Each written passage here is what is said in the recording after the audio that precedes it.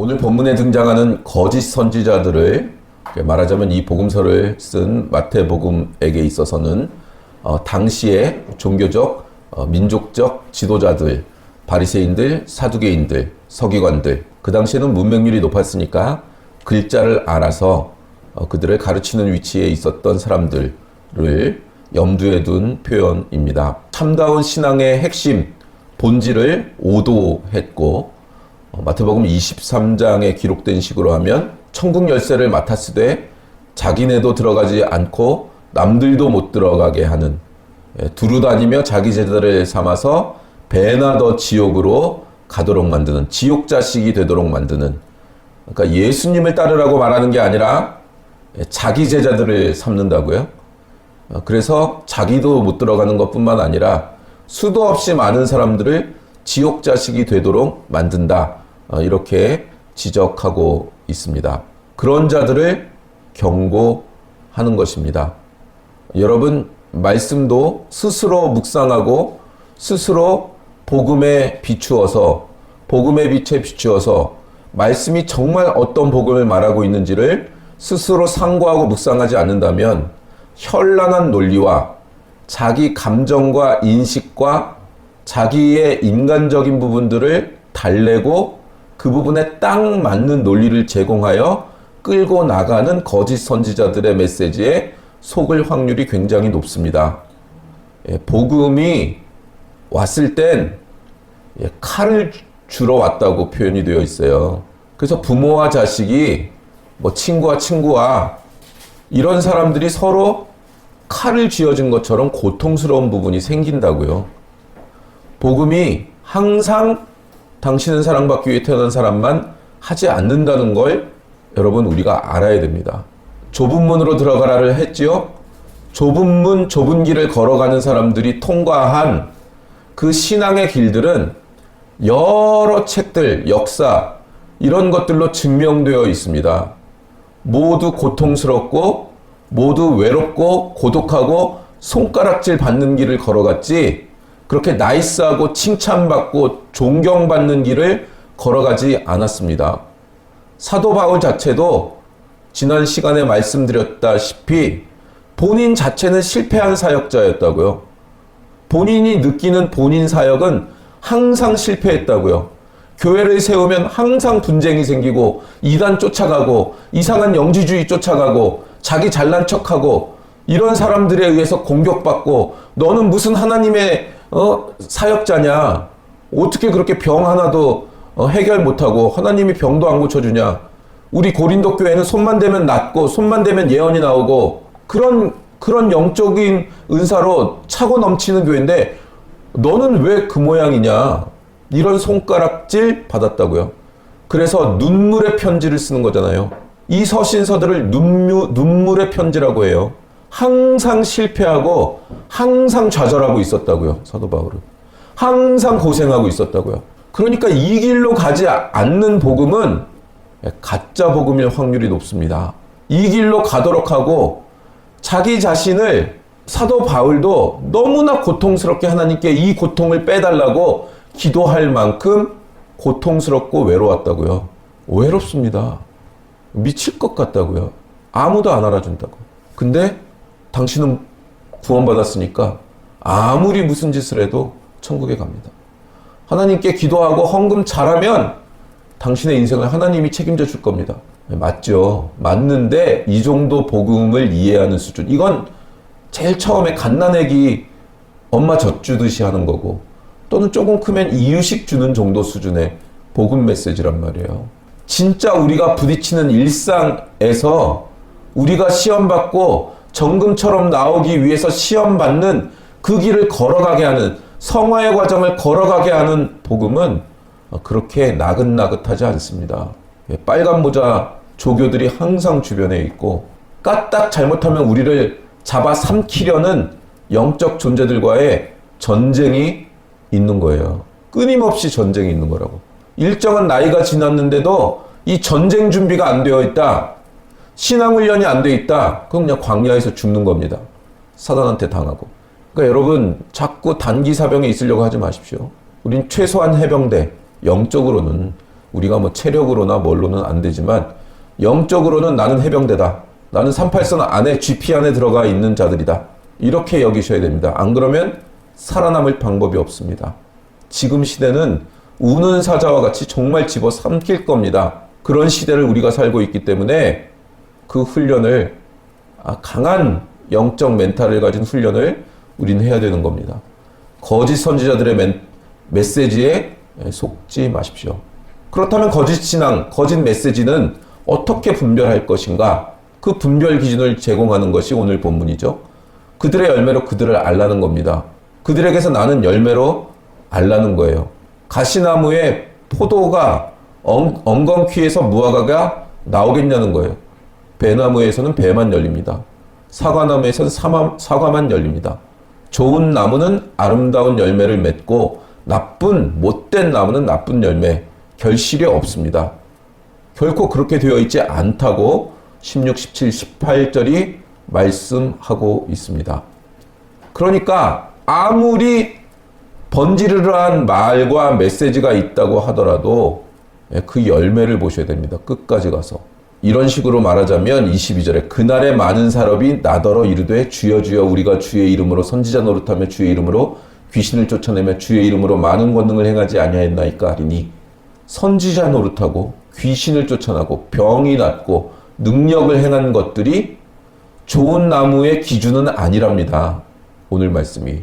열매로 그들을 알아야 되는데 주여 주여 하고 그들이 예수님 이름으로 귀신을 쫓아내고 예수님 이름으로 선교센터를 짓고 예수님 이름으로 전도를 해서 예언도 하고 병도 낫게 하고 귀신을 쫓아낸 그것은 신앙의 기준이 아니랍니다. 예수님이 판단할 때 그건 그 능력을 행한 것은 기준이 아니랍니다. 무슨 전도 집회, 선교 집회, 성령 집회, 부흥 집회 이런 데 가면 병도 낫고 귀신도 쫓아내집니다. 예언도 받을 수 있습니다, 여러분. 근데 그게 내가 신앙인이 된 표도 아니고 나에게 예언하고 내 병을 쫓아내준 사람이 하나님의 뜻을 따르는 자라는 기준도 아니라는 거예요. 속지 마십시오. 이성의 범주 내에서 일어나지 않는 하나님 나라의 영적인 세계에 속한 신비한 일들을 여러분들도 이제 신앙생활하면 경험하게 될 것입니다.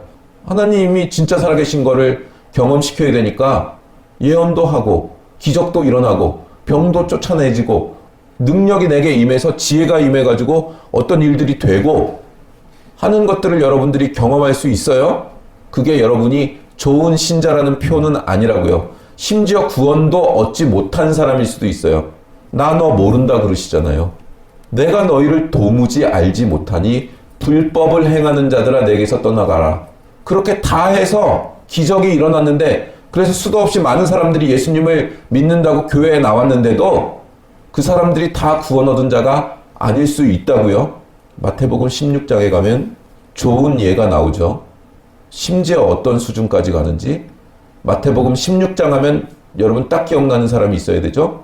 16장 16절 시몬 베드로가 대답하여 이르되 주는 그리스도시요 살아계신 하나님의 아들이시나이다. 주님께서 이제 칭찬하시죠. 이 믿음을 고백하게 한 것. 이 고백 위에 교회를 세우셨습니다. 그러니까 베드로 위에 교회를 세운 게 아니고 카톨릭은 베드로를 첫 번째 교황으로 여기는 거예요. 베드로 위에 세웠다. 그래서 교황의 권위가 굉장히 가능하죠. 근데 그게 아니라 베드로가 고백한 이 신앙과 믿음의 내용 위에 교회를 세우셨다는 거예요. 이게 개역교회 해석입니다. 21절 이때로부터 예수 그리스도께서 자기가 예루살렘에 올라가 장로들과 대제사장들과 서기관들에게 많은 고난을 받고 죽임을 당하고 제3일에 살아나야 할 것을 제자들에게 비로소 나타내시니 베드로가 예수를 붙들고 항변하여 이르되 주여 그리마옵소서 이 일이 결코 주께서 미치지 아니하리이다. 예수께서 돌이키심에 베드로에게 이르시되 사탄아 내 뒤로 물러가라 너는 나를 넘어지게 하는 자로다. 내가 하나님의 일을 생각하지 아니하고 도리어 사람의 일을 생각하는도다 하시고 베드로는 주님이 죽으신다니까 주님이 안 죽게 하겠습니다. 십자가를 지시는 걸 가로막아요. 아니 주님 목숨 보호하는 게 자기 스승 보호하는 게 맞는 거 아니에요? 근데 예수님이 자기에게 충성하고 자기의 목숨을 보호하기 위해 자기 목숨을 바치겠다는 베드로에게 사탄아 물러가라 라고요. 우리가 생각하는 신앙과 믿음의 내용과 하나님이 생각하는 신앙의 본질과는 완전히 다르다고요. 심지어 예수님이 오병이어의 기적을 일으키시고 바다를 풍랑을 말씀으로 잠잠케 하고 죽은 자를 살리시는 것, 그거를 바로 옆에서 본 자의 믿음이 이렇다고요. 그걸 경험하고도 사람의 일밖에 생각할 줄 몰라요. 이 때가 벗겨지고 이 생각이 벗겨지는데 여러분 어떤 대가를 치르며 어떤 훈련을 받아야 되는지 모른다고요. 진짜 예수님이 내 인생의 키를 쥐고 계신다는 것을 믿는 생각이 아니라 믿음, 그걸로 진짜 그 믿음만 가지고 뛰어들 수 있냐는 거예요. 이 세상과 삶에. 모든 걸 놓고 예수님, 나 이젠 제가 계획하고 제가 생각하고 제가 추구하던 것 다 내려놓고 주님이 시키시는 일만 하며 살겠습니다가 가능하냐고요. 예수님께서는 이 사단아 물러가라. 너는 사람의 일만 생각한다. 꾸짖으시고 누구든지 나를 따라오려거든 자기를 부인하고 자기 십자가를 지고 나를 쫓을 것이니라. 이걸 대조시키고 계신 거예요. 충성, 열심, 주여 주여 해서 귀신 쫓아내고 예언하고 병 낫게 해서 그건 사람들 몰릴 거 아니에요. 그래서 조직 갖춰서 대형교회 만들고 전도센터 짓고 그래서 안 믿는 사람들한테 가가지고 부흥 집회 해갖고 또 병 낫게 하고 귀신 쫓아내고 예언해주고 그래서 또 거기 큰 교회 세우고 그 충성과 열심이 전부가 아니래요. 그거 하지 말란 게 아니에요. 그게 본질이 아니라는 거예요. 그건 우리에게서 일어날 일일 겁니다. 어떤 순간에 그 역할을 내게 맡기셨다면 그 일이 우리에게 일어날 겁니다. 저도 어렸을 때 예언을 했고 병을 낫게 했으니까요. 그냥 자연스럽게 경험했습니다. 그런 것들을. 그리고 일정한 때가 되니까 그것들이 지나갔고 그 은사가 거두어졌고 예수님이 말씀하신 기준은 그런 류가 아니라 자기를 부인하라가 예수님의 기준이에요. 인간적인 생각을 하는 것을 부인하라. 하나님의 뜻을 알라. 그 뜻을 이루라. 그게 심지어 죽음이라 하더라도 그게 예수님의 기준입니다. 그거에 못 미치는 것으로 우리가 살고 있다면 우린 거짓 선지자들의 메시지를 그대로 받아들이는 수준의 신앙생활을 하고 있는 거라고요. 한국 교회는 한국 사람들 자체가 굉장히 열심히 있어요. 머리도 좋고 열심히 하니까 이 기적들을 이루어낸 사람들이에요. 그래서 신앙도 전체적인 분위기가 능력, 열심 이쪽에 가 있다고요. 많은 큰 교회를 이뤄서 이 메시지를 어떻게 효율적이고 생산적으로 전할 것인가에만 초점이 맞춰져 있다고요. 그거 하지 말라는 게 아니라 그게 신앙의 본성과 신앙의 기준점이 아니라고요. 진정한 신앙의 내용은 자기를 부인하는 겁니다. 자기 인생 자기가 살겠다는 것. 자기가 맞다고 생각하는 걸 추구하는 게 아니라 하나님의 메시지를 듣고 내 인생에 하나님이 이루시고자 하는 것이 무엇인가에 항상 중심이 가 있어야 돼요. 그걸 하면 그게 먼저 그 나라와 의를 구하는 거고 나머지 건 더해지는 겁니다. 나머지 건요. 그걸 하고 있으면 다 어긋난 조각들이 다 맞춰져요. 그걸 안 하면 이것들을 내가 맞춰야 되라고 그 조각들을 주스러 다니다가 죽어요. 근데 이 원리, 이게 맞춰지고 나서 나머지 것들이 맞춰지고 변화한다는 거를 그게 굉장히 오랜 시간 훈련받아야 되고 굉장히 오랜 시간 동안 이루어지기 때문에 이걸 하는 사람들이 없어요. 그 길을 걸어 가는 사람한테 손가락질합니다. 이해를 못합니다. 그래서 진짜 복음을 따르는 자들은 그래서요 부모와 자식이 갈라진다고 싸운다니까요. 예수님이 말씀하시잖아요. 내가 평화를 주러 온 줄 아느냐? 칼을 주러 왔노라. 평화가 있죠. 근데 복음 안에서의 평화입니다. 어떤 가치관과는 어느 순간까지만 같이 가고 어느 순간이 지나면 칼처럼 잘라지게 돼요. 갈등하고. 근데 이건 신앙이 아닌가 봐요.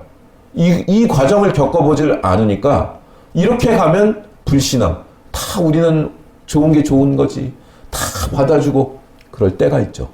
어떤 순간이 되고 우리가 한 단계 영적으로 성숙할 때는 칼로 끊듯이 딱 끊어집니다. 제가 옛날 사람 만나는 거 본 적 있으세요? 저는 그들과 만나 대화할 내용도 없고요. 삶의 목적도 다르고요.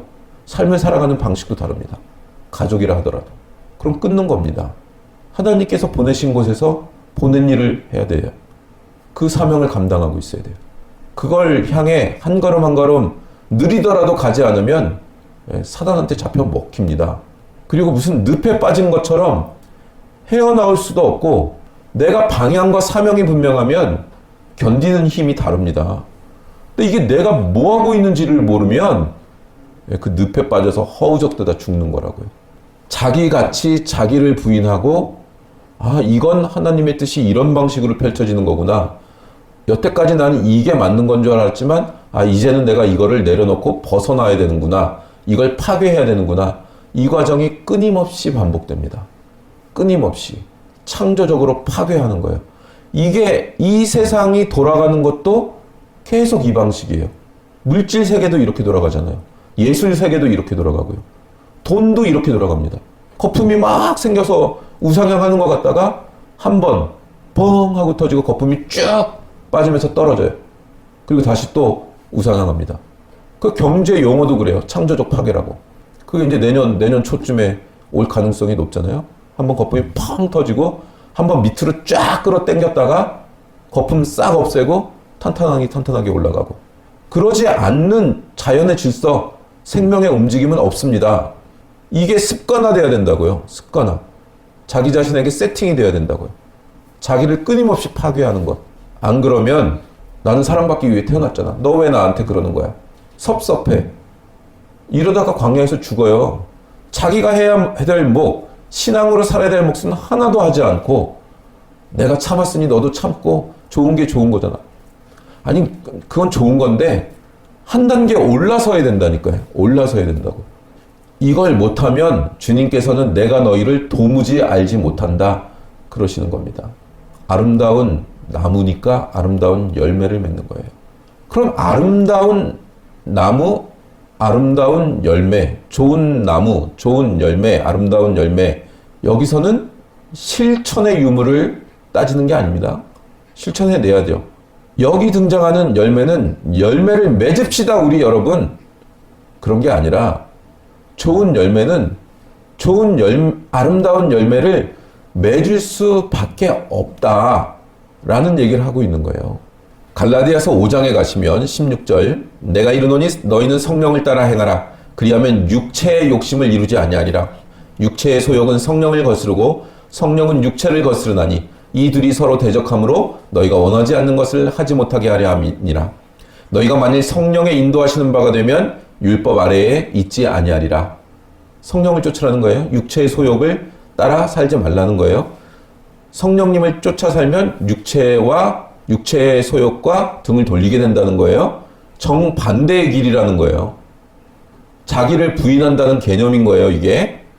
자기의 자아 정체감이라든가 자기 존재를 부인하라는 게 아니라, 하나님이 우리를 아름답게 사랑하시려고 창조하신 걸 부인하라는 게 아니라 이 육체의 소욕을 부인하고 성령님의 소욕을 따라 살라는 거예요. 성령님의 인도하시는 것에 따라. 이거 잘못하면 자기 학대합니다. 이 개념이 불분명하면. 우리는 하나님이 사랑하니까 우리를 인정해야죠. 내 이웃을 내 몸과 같이 사랑하라니까 네 몸을 사랑해야 네 이웃을 사랑할 수 있다잖아요. 하나님이 우리를 사랑하는 그 관점에서 우리도 우리를 대해야 됩니다. 자기 학대를 해서는 안 됩니다. 내가 아주 작은 계획 세운 것마저 지키지 못하는 형편없는 놈인 걸 알지요. 그러나 그런 것까지 아시고 사랑해 주신 하나님의 사랑을 받아들여 자기를 대접해야 되는 것도 맞습니다. 그러나 그런 존재가 된 우리가 우리 안에 있는 육체의 소욕과 성령님의 인도하심이 있는데, 그 성령님의 인도하심에 따라 육체의 소욕과 반대되는 길을 걸어가야 한다는 게 자기를 부인하는 내용이에요. 이상한 금욕주의, 이상한 신앙으로 가면 안 됩니다. 그러면 육체의 소욕이라는 건 뭐예요? 우리가 쫓지 말아야 될 육체의 소욕이라는 건 뭐예요? 19절에 나오죠. 육체의 일은 분명하니 곧 음행과 더러운 것과 호색과 성적인 것들이 많아요. 우상 숭배와 주술과 원수 맺는 것과 분쟁과 시기와 분냄과 당짓는 것과 분열함과 이단과 투기와 술 취함과 방탕함과 또 그와 같은 것들이라. 분쟁과 시기와 분쟁과 당짓는 것과 분열함과 이단과 투기와 술 취함과 방탕함과 그와 같은 것들. 성령을 쫓는 건 뭐예요? 그러면 성령을 쫓으면 나타나는 증거들이 있대요. 오직 성령의 열매는 사랑과 희락과 화평과 오래 참음과 자비와 양선과 충성과 온유와 절제니 이 같은 것을 금지할 법이 없느니라. 우리의 인격과 우리의 성품이 사랑, 희락, 화평, 오래 참음, 자비, 양성, 충성, 온유, 절제 이 열매를 맺고 있으면 성령님을 쫓아 살고 있는 거래요. 이런 것을 맺지 말자가 아니라 우리 여러분 사랑합시다. 화평합시다. 뭐 그렇게 말은 할 수 있죠. 자비로웁시다. 근데 이런 게 아니라 그럼 구호나 이런 게 아니라 성령님을 쫓아 살면 이런 열매가 맺힌대요. 여기에 속지 말라는 거예요. 뭐뭐 합시다. 이게 명분이잖아요. 이게.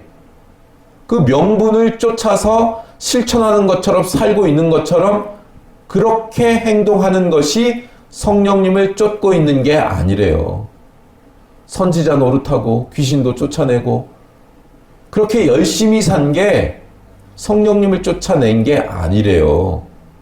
선지자 노릇하면서 육체의 열매를 얼마든지 맺을 수 있대요. 병 고치고 귀신 쫓아내는 은사사역자들이 결국에 망할 때쯤 되면 뭐 해요? 티셔츠 만들어 팔고 자기가 안수기도 했다면서 생수 물 팔고 이럽니다. 결국 그렇게 간다고요. 육체의 현저한 일을 쫓는다고요. 선지자 노릇하며 육체의 열매를 맺는다고요. 신앙적 명분으로는 주님 이름 외치고 하나님 말씀 증거하고 하죠. 근데 맺히는 건 육체의 열매들이에요. 이게 얼마나 무서운 일이에요. 죄라는 게 아예 없었던 에덴 동산에서도 죄는 실행됩니다. 그 무서운 거라고요. 섰다 하면 넘어지는 거예요. 내가 신앙이 있구나 생각하면 바로 넘어지는 거예요. 그러니 잘 보십시오. 뭘 합시다. 이게 아니라 성령의 열매의 특징이 뭐예요? 성령을 쫓는 자들의 그럼 특징이 뭐예요? 9가지 열매잖아요. 그 9가지 열매의 특징이 뭐예요? 우리가 성령의 열매를 맺으면 성령을 쫓아 살면 좋은 고등학교 가나요? 예원 가나요? 돈을 많이 벌게 되나요? 귀신이 쫓아내지나요? 능력이 임하나요? 은사가 임하나요? 그럼 이 9가지는 뭐예요? 모두 성품과 인격의 열매입니다.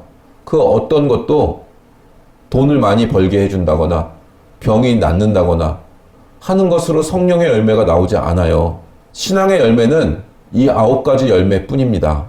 나머지 것은 먼저 그의 나라와 의를 구하는 자들, 이게 성령님과 함께 인생을 살아가는 게 뭔지를 알고 이 성품의 열매를 맺으려고 그 본질을 붙들고 사는 자들에게 더해지는 것들이에요. 이 성령의 열매를 맺고 살다 보면 귀신도 쫓아내지고 예언도 되고 능력도 임하고 사업도 잘하게 되고 공부도 잘하게 되고 그냥 나머지 것들 먼저 그 나라와 의를 구하라. 그러면 나머지 것들은 더해준다에 해당하는 것들이에요. 그런 것들은. 근데 그런 것들을 더해주시면 제가 신앙 좋게 살겠습니다. 이게 맞아요? 순서가? 절대 순서가 그렇게 되어 있질 않습니다. 본질을 붙들고 살려고 나머지 것들을 다 포기하는 거예요. 그리고 그 열매를 맺게 되는 그 수준까지 올라왔을 때 그때 나머지 것들이 조금씩 더해집니다. 이게 왜 나한테 오지? 왜 나는 가만히 있는데 저절로 이게 이런 것들이 되지? 아니 나는 뭐 한 푼도 없는데 왜 때가 되면 돈이 들어오지? 아니 내가 원하지도 않았는데 나는 아는 게 조금밖에 없는데 그 조그만 거 말했더니 내가 굉장히 똑똑한 사람처럼 사람들이 생각하지? 그러니까 자기는 끊임없이 겸손할 수 있죠. 왜냐 나는 아는 게 주님 쫓아 사는 것밖에 없으니까 내가 가진 거는. 근데 사람들이 나는 단순하게 그거밖에 모르는데 사람들은 자꾸 너 그거 어떻게 아냐? 자꾸 칭찬하고 물론 이제 조롱도 하겠지만 그렇게 바뀌는 거예요. 그렇게 세상에 무릎 꿇지 않고 자기 자신이 가야 될 길을 가면 세상에서 뭔가를 얻어내려고 하는 게 아니라 본질을 뚫고 가면 그 지혜들 그런 능력들은 더해진다고요, 그냥. 끊임없이 예수님이 원하는 건 이 성품과 인격적인 하나님과의 교류. 이게 자기가 윤리도덕적으로 되는 게 아니잖아요. 하나님이 우리 안에 있다는 걸 확인하는 믿음이 매일매일 순간순간 사건마다 있을 때만 이게 됩니다. 절대 우리는 인간이 인간을 사랑하지 않습니다. 인간은 절대 그런 존재가 못 돼요. 하나님의 은혜가 내게 충만할 때만 이게 되더라고요. 기능적이고 방법적인 게 아닙니다. 성품적이고 인격적인 겁니다. 그러니까 우리가 좋은 신앙을 가졌다는 걸 자꾸 하나님께 뭘 해드리는 것으로 생각하는 경향이 있는데 그게 아니라 하나님은 누구세요? 하나님은 어떤 분이세요? 하나님 나와 이렇게 관계를 맺고 계셨군요. 이걸 말씀을 통해 신앙 훈련을 통해 끊임없이 알아서 하나님이 내 안에서 점점 커지는 거예요. 그거밖에 원하시는 게 없다고요. 사역도 그래서 너 어디 가서 이 사람한테 이 말 좀 전해라. 그럼 가서 그 사람한테 그 말만 전하는 거. 그게 전도예요. 조직해가지고 나가서 전도의 본분이 그거예요. 하나님을 알고 누리는 자들, 그 은혜를 누리는 자들이 하나님을 너무 사랑한 표가 드러나 버리는 것. 그게 이웃사랑으로 나가는 거예요. 차고 넘치니까. 차고 넘쳐서 나가는 거예요. 이웃사랑으로. 하나님의 은혜에 차고도 넘쳐서. 이게 안 되면 나머지가 안 되는 겁니다. 어떤 일을 하든지 이 인격과 성품으로 하도록 변화되는 것. 무슨 일을 하든지 이 하나님 마음으로 행하는 것. 그러면 당연히 거기에 사랑과 희락과 평과 오래 참음과 자비와 양성과 충성과 온유와 절제가 그 열매가 맺혀지는 겁니다. 안 그러고 종교를 치장으로 삼으면요. 그래서 어디 뭐 대종상 같은 데 가가지고 하나님께 영광 돌립니다. 이게 그냥 멋이잖아, 멋. 그 나쁘다는 게 아니라 그 고백도 훌륭한 거지만 그런 거 하려고 선한 영향력, 저도 거기 나가서 그 얘기하면 그게 선한 영향력 아닙니까? 하나님 저도 그렇게 유명해지는 그 위치에 갈 수 있게 해주세요.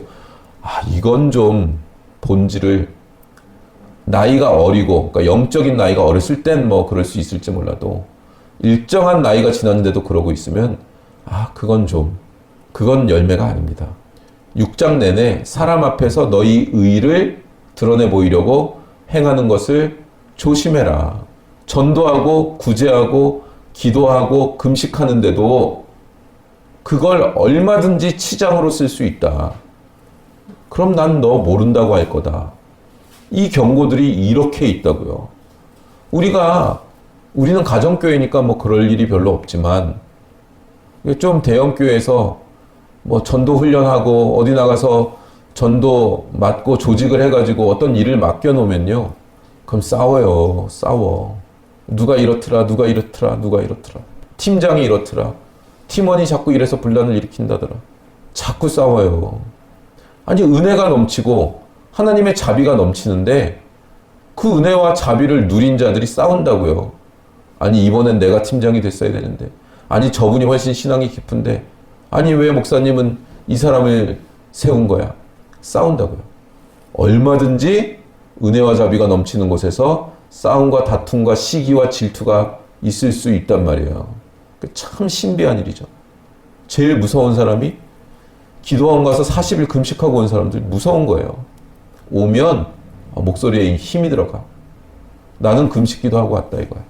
니들이 먹고 자고 돈 벌고 애들 교육시키는 동안 나는 40일 금식기도 했다 이거야. 목사님은 왜 금식기도를 안 하냐 이거야. 시기와 분쟁을 만들어. 너희들은 내 밑에 있어야 된다. 아니 예수님 만나고 온 사람이 그럴 수 있을까요? 그건 열매가 아닌 겁니다. 예수님을 만난 복음의 열매가 아닌 겁니다. 마무리는 빌립보서 2장. 우리가 너무나도 잘 알죠? 빌립보서 2장 5절 이하. 너희 안에 이 마음을 품으라. 곧 그리스도 예수의 마음이니 그는 근본 하나님의 본체시나 하나님과 동등됨을 취할 것으로 여기지 아니하시고 오히려 자기를 비워 종의 형체를 가지사 사람들과 같이 되셨고 사람의 모양으로 나타나사 자기를 낮추시고 죽기까지 복종하셨으니 곧 십자가의 죽으심이라. 예수님의 이 사랑 때문에 우리가 은혜를 누리고 의인이 됐는데 이 예수님을 만나고 나서 서로 싸운다면 그건 예수님 만난 자들이 아니게 되는 것이죠. 근데 이 예수님, 이 죽기까지 순종하신 예수님의 마음을 어떤 때 품으라고 하는지가 그 앞에 1절에서 4절에 나타납니다. 빌립보서 2장 1절에서 4절입니다.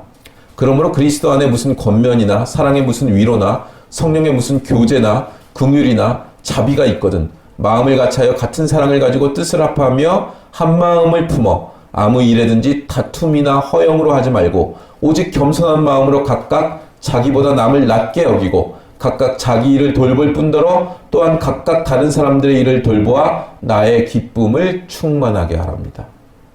이 너희 안에 예수님의 마음을 품어야 되는 때가 어떤 때냐? 옳은 일 할 때 이 마음을 품으라는 거예요.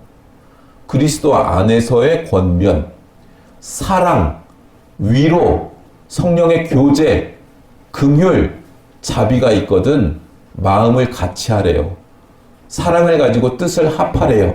한 마음을 품으래요. 다툼이나 허영, 시기, 질투 이런 걸로 하지 말랍니다. 옳은 일 할 때 지랄하지 말라는 거예요. 명분이 옳으니까 지랄을 하거든요.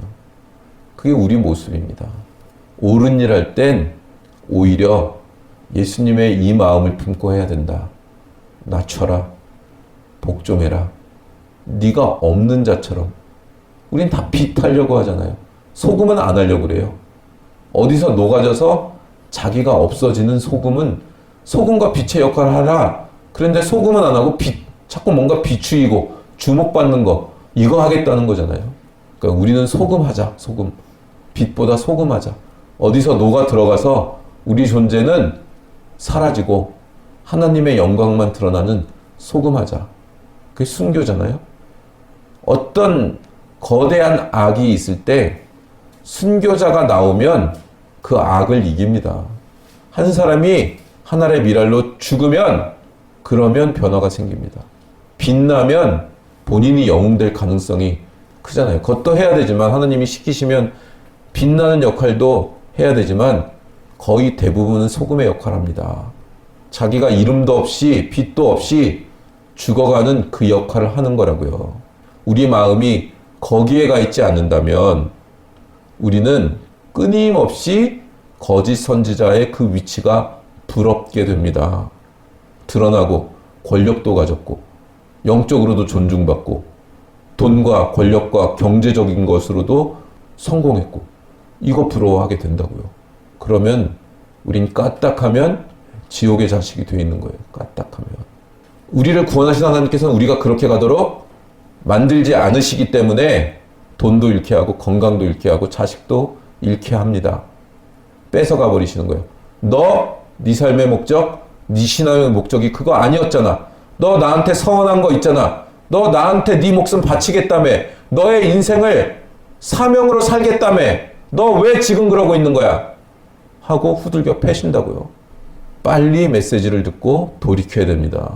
우리의 지식이, 우리의 거룩이, 우리의 능력이 무엇으로 나타나느냐? 자기를 부인하고 자기 십자가를 지는 것으로 나타난다는데 우리 기독교의 이 신앙에 독특한 성격이 있는 것입니다. 사람이 똑똑하면 똑똑한 것으로 자기 주변이 혜택을 입어야 되죠. 똑똑한데 나 똑똑해, 니들은 무식해 이걸로 드러나면 그건 그냥 헛똑똑이죠. 왜냐 그보다 더 똑똑한 사람이 세상에 질비하게 있을 것이기 때문에 똑똑하고 뛰어나면 주변에 혜택을 주십시오. 우리가 소유한 복음은 세상의 그 어떤 지식과 어떤 철학으로도 사상으로도 이 비밀은 깨달아 알 자가 없습니다. 우리만이 알고 있는 비밀입니다. 우리만이 하나님의 영광과 하나님이 이 땅 가운데 이 인간의 역사 가운데 개입하시는 방법을 알고 있는 자들입니다. 그리고 그것을 유일하게 실행해낼 수 있는 사람들입니다. 하늘의 미랄로 떨어져 죽는 것, 그게 우리들의 방법입니다. 모든 신앙적인 행위와 마음은 다 성품적인 데서 출발하고 행해집니다. 좋은 성품이 좋은 열매를 맺습니다. 하나님이 어떤 분인지 알고 그 하나님이 우리를 통하여 어떤 열매를 맺고 싶어 하는지 깨달아 알아.